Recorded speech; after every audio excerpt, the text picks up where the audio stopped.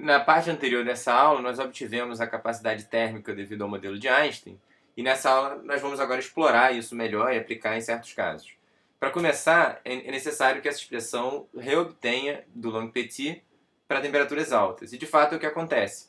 Se a temperatura é alta, isso significa que o beta é muito baixinho, então isso significa que essa exponencial, fazendo Taylor, é aproximadamente 1 mais beta h cortado ômega. Tá certo? Esse 1 cancela com esse 1, então o denominador fica beta h cortado ômega ao quadrado. E, portanto, cancela esse beta h cortado ômega ao quadrado lá de fora. E essa exponencial aqui no numerador, para beta muito pequeno, é aproximadamente 1. Nota que no denominador a gente teve que tomar mais cuidado, que tinha um 1 subtraindo. Então a gente realmente reobtém lá o 3K, como deveria ser. E a interpretação pictórica disso, né, na linha do que a gente apresentou na parte anterior dessa aula, é que para temperaturas muito altas comparadas com esse quanta de energia vibracional aqui, com esse H cortado ômega, para essas temperaturas muito altas, para todos os efeitos, é como se essa separação não existisse, né? Fica tantos níveis muito pertinho, que é como se fosse tudo um contínuo de energia, e a gente tem, portanto, aqui o limite clássico, a descrição clássica fica correta. Para baixas temperaturas, a gente tem o caso oposto, né? O nosso KT é muito menor do que essa separação H cortado ômega entre os níveis de energia, e nesse contexto a gente realmente precisa da quântica, como a gente viu lá qualitativamente. Isso significa que a capacidade térmica vai ser desligada. E agora que a gente tem a expressão quantitativa, a gente pode ver que ela vai ser desligada exponencialmente, porque para beta indo para infinito, né, esse menos 1 não importa. Então, essencialmente, o que a gente tem é que a capacidade térmica é proporcional a E elevado a menos beta H cortado ômega. Tá? Graficamente, a gente tem essa expressão aqui para a capacidade térmica, que está plotada aqui como função de kT sobre H cortado ômega. É muito conveniente a gente definir o parâmetro chamado temperatura de Einstein, que é H cortado ômega sobre K. Tá? Porque toda a informação do material está nesse ômega. Ou seja, na temperatura de Einstein. A gente viu anteriormente lá que na lei de Long-Petit todos os materiais têm a mesma capacidade térmica molar. Para a quântica isso não vai ser verdade. A gente viu, o diamante ele na temperatura ambiente já tem uma capacidade térmica diferente dos outros sólidos. Agora, se a gente pensar na capacidade térmica como função desse parâmetro adimensional T sobre T Einstein, o que o modelo de Einstein prevê é que você retoma essa universalidade. Nesse parâmetro, todas as substâncias têm a mesma dependência. Ou seja, a capacidade térmica é função da temperatura apenas através dessa dependência. T Einstein é diferente para cada um, mas a dependência da capacidade térmica com esse parâmetro é a mesma. Isso fica claro aqui, por exemplo, nesse gráfico, em que tem a capacidade térmica para diferentes substâncias diferentes. Para diferentes substâncias, chumbo, prata, zinco, cobre, alumínio, e todas caem bem nessa curva do modelo de Einstein, tá? Se a gente for fazer uma comparação experimental, isso aqui é uma figura do próprio artigo original lá do Einstein para o diamante, e você vê que de fato o modelo do Einstein explica bem os dados, explica esse desvio da lei clássica, da lei de Dulong-Petit, que estaria mais ou menos aqui, né? No entanto, tem alguns desvios ainda assim. Você nota que para a temperatura bem baixa, a capacidade térmica começa a descolar desse decaimento exponencial, ou seja, ela começa a cair mais devagar do que o decaimento exponencial preveria. Isso aqui pode parecer nesse gráfico só um detalhe técnico, quer dizer, um erro experimental e tal, mas quanto mais precisão você bota na medida, mais você vê que a discrepância é significativa, e a gente vai aprender a interpretar isso melhor na próxima aula. Então, mas o fato é que é muito melhor a comparação do que a lei de Dulong-Petit. Então foi um grande trunfo esse modelo obtido pelo Einstein. Um grande triunfo, né?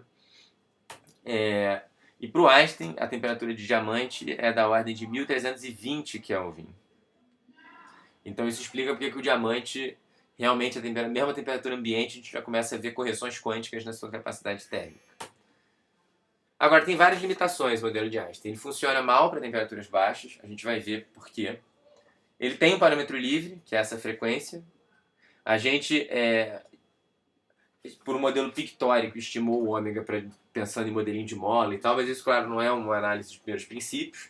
Então, esse ômega, na verdade, é um parâmetro livre da teoria. O Einstein descobriu o ômega do diamante procurando qual era o ômega que fitaria melhor os dados experimentais.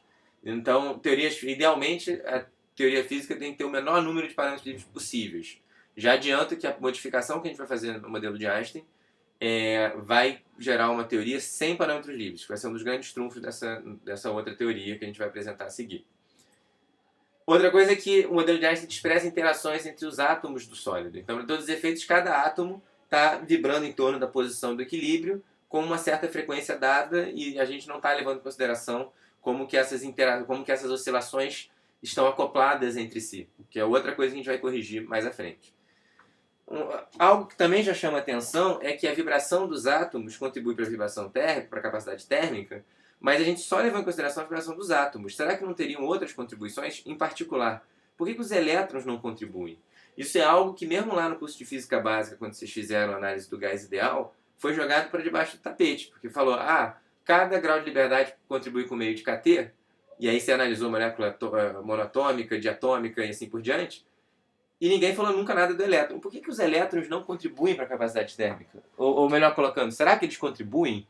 E a gente vai também ver mais para frente, isso é uma coisa super importante, por que a contribuição dos elétrons para a capacidade térmica dos sólidos à temperatura ambiente é desprezível. A gente vai ver isso mais adiante, mas em certos casos eles podem contribuir. Tá?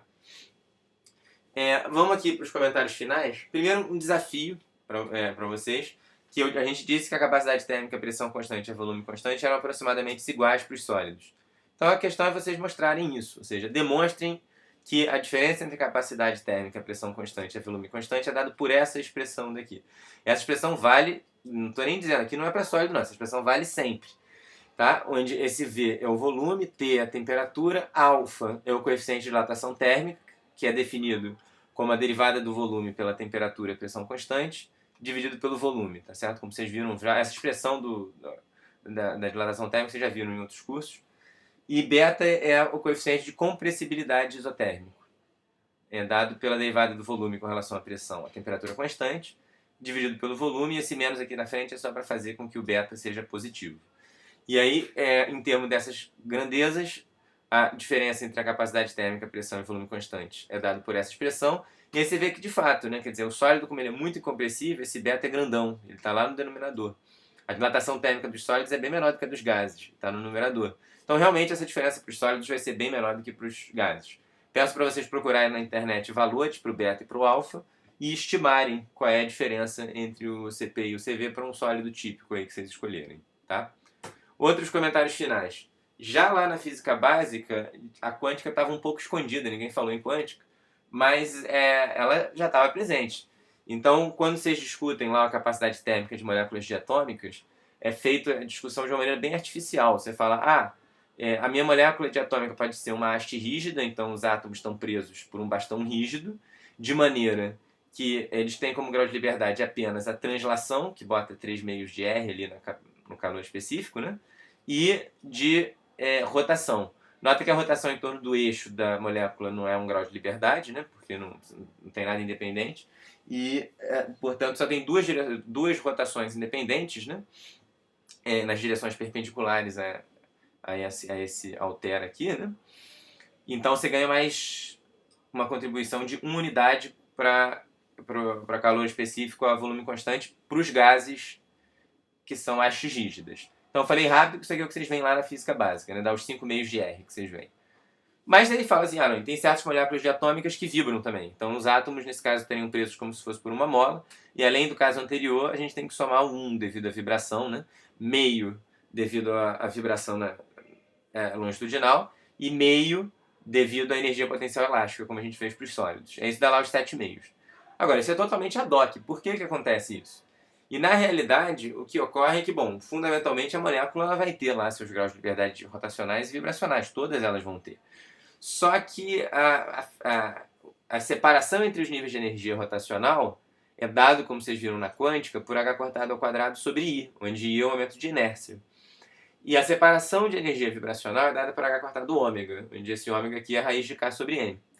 Então esse I ele é proporcional à massa dos átomos. Então aqui vai ser proporcional a 1 sobre a massa dos átomos. A massa dos átomos é algo grande. Então essa separação de energia rotacional é muito menor do que a vibracional.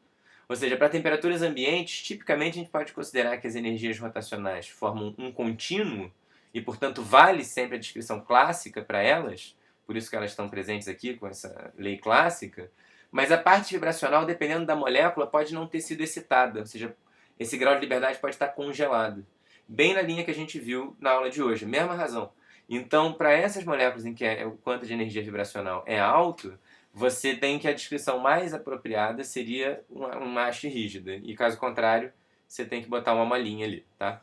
E claro que você tem também todo o contínuo entre as duas. É por isso que naquele gráfico que a gente mostrou no início da aula, com várias substâncias diferentes, o caso dos gases diatômicos, eles não estavam todos numa linha horizontal, como a gente chamou a atenção lá, porque cada um deles liberou um pouquinho mais ou um pouquinho menos o seu grau de liberdade vibracional, tá? Quando libera totalmente, você está no regime clássico, e aí o grau de liberdade vibracional acrescenta R para o calor específico. Tá? Então, só para botar isso em termos gráficos, né? Quer dizer, tem aqui um nível eletrônico da molécula, e os níveis vibracionais estão essencialmente no infravermelho, e você vê que aqui, quando você tem uma excitação vibracional, já tiveram várias e várias rotacionais. O quanta rotacional aqui está no micro-ondas. Então é bem diferente, são ordens de grandeza diferentes. Então é mais difícil excitar a vibração do que a rotação. Por isso que às vezes a gente só vê moléculas com um grau rotacional ativado. Tá? Dando zoom para fora aqui, né? Se a gente pega o contexto mais geral, a gente tem os níveis eletrônicos. O átomo só teria os níveis eletrônicos, né? Que estão separados aqui da ordem da frequência da luz visível, né? Ou até ultravioleta, se for um material transparente, como vidro e assim por diante. Agora, além dos níveis eletrônicos, se você tiver uma molécula, você tem os níveis vibracionais, que estão aqui em essencialmente dezenas de eletronvolts, e os rotacionais, que estão aqui em centenas, em dezenas de mil eletronvolts, né? Então, são ordens de grandeza diferentes para a rotação e para a vibração. Então, se você for fazer um gráfico típico da capacidade térmica como função da temperatura, essencialmente você tem que, para temperaturas muito baixas da molécula diatômica, você vai ter só a composição, a contribuição translacional, que a parte translacional, essencialmente, ela é sempre clássica. Para você ver aspectos quantizados da translação, você precisa ir em coisas muito modernas, tipo interferometria atômica. Para quase todas as descrições práticas que a gente tem, a gente pode considerar que a translação é um grau de liberdade clássico. Então, a contribuição da translação para a capacidade térmica, ela é a contribuição clássica de 3 meios de R. Conforme você vai aumentando a temperatura, chega uma hora que você começa a ativar o grau de liberdade rotacional, que satura ali em 5 meios de R para a molécula diatômica. Se você aquece mais ainda, você pega a parte vibracional do espectro. Esse gráfico daqui ele é para o hidrogênio, para o gás molecular de hidrogênio, que ele é particularmente interessante, porque o hidrogênio ele tem uma massa muito pequena. Então, para o hidrogênio, mesmo essa excitação, essa variação rotacional, ela é muito grande, porque esse I do hidrogênio ele é muito baixinho. Então, para o hidrogênio acontece uma coisa muito curiosa, que mesmo a temperatura ambiente, a temperatura próxima da temperatura do ambiente, a capacidade térmica, a contribuição da rotação ainda não está totalmente ativada. Então é muito esquisito, porque dependendo da temperatura que você faça o experimento, você pode achar que a capacidade térmica é 5 meios ou 3 meios de R. E isso fez o pessoal no início do século XX ficar muito confuso, porque falava, afinal de contas, o hidrogênio é um gás monoatômico ou é um gás diatômico? Gerou uma confusão danada. E a razão é que, na realidade, ele é um gás diatômico, só que, para certas temperaturas, você congela o grau de liberdade de rotação. Tá? Então, é uma discussão... Tem vários desdobramentos, essa aula foi só para dar um pontapé inicial. Peço para que vocês vejam qualquer dúvida que vocês tenham ficado, para a gente discutir, então, na nossa aula presencial. Tá? Obrigado.